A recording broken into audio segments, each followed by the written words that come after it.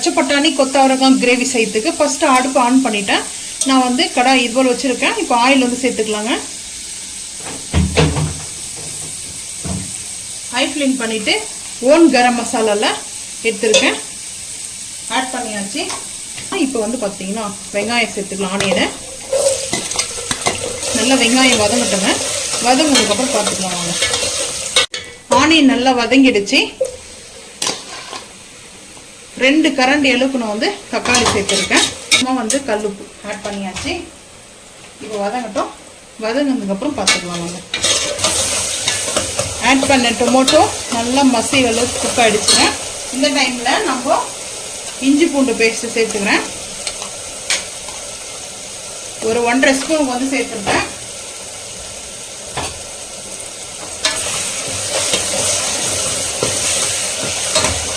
நல்லா சேர்த்து அடிச்சு மிக்ஸ் பண்ணிக்கலாம். இஞ்சி பூண்டு பேஸ்ட்டு பச்சை வாசனை பொருளுக்கு வதங்கிடுச்சு. இப்போ நம்ம வந்து ரம்பா லீஃப் வந்து சேர்த்துட்டோம். சேர்த்துட்டு கொஞ்சம் மிக்ஸ் பண்ணிக்கலாம். 2 ஸ்பூனுக்கு மட்டன் கிரேவி மசாலா மீடியமான ஸ்பூன்ல. அதுக்கப்புறம் காஷ்மீரி மிளகாய் பவுடர் வந்து 1 டீஸ்பூனுக்கு வந்து ஆட் பண்ண போகிறேன். ஆட் பண்ணியாச்சு. கொத்தவரங்காவை பொடிசாக கட் பண்ணி வாஷ் பண்ணி வச்சுருக்கேன். அதை சேர்த்துக்கலாம். செஞ்சு பாருங்கள், டேஸ்ட் சூப்பராக தாங்க இருக்கும். இப்போ பச்சை பட்டாணியும் வந்து இது வந்து குக் பண்ணி வச்சுருக்கேன். பாயில் பண்ணிட்டேன். ஒரு 3 விசில் வந்து பார்த்தீங்கன்னா கொஞ்சமாக கல் உப்பு சேர்த்து 3 விசில் வந்ததுக்கப்புறம் அடுப்பு ஆஃப் பண்ணிட்டேங்க. அடுப்பு ஆஃப் பண்ணிட்டு ஃபில்டர் பண்ணிட்டு நான் எடுத்து வச்சுருக்கேன். பாயில் பண்ண பட்டாணி சேர்த்துட்டோம். மிக்ஸ் பண்ணிக்கலாம். மிக்ஸ் வந்து தண்ணி சேர்த்துக்கலாம். நான் வந்து ஒரு பெரிய டம்ளரில் 1 டம்ளர் அளவுக்கு தண்ணி எடுத்துருக்கேன். ஸோ வந்து நல்லா குக் ஆகணும்.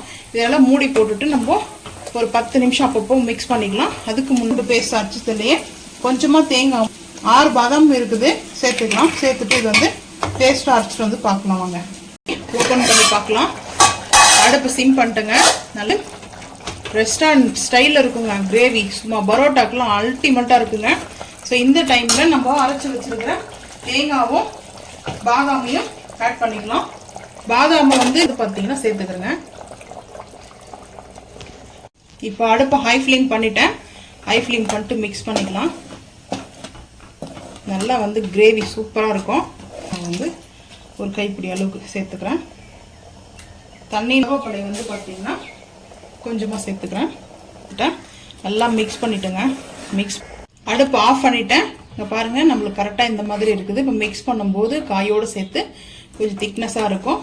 இது கொஞ்சம் ஆற திக்னஸ் ஆகிடும். நீங்களும் இதே போல் செஞ்சு சாப்பிட்டு மறக்காமல் வந்து கமெண்ட் பண்ணுங்கள். ஸோ இந்த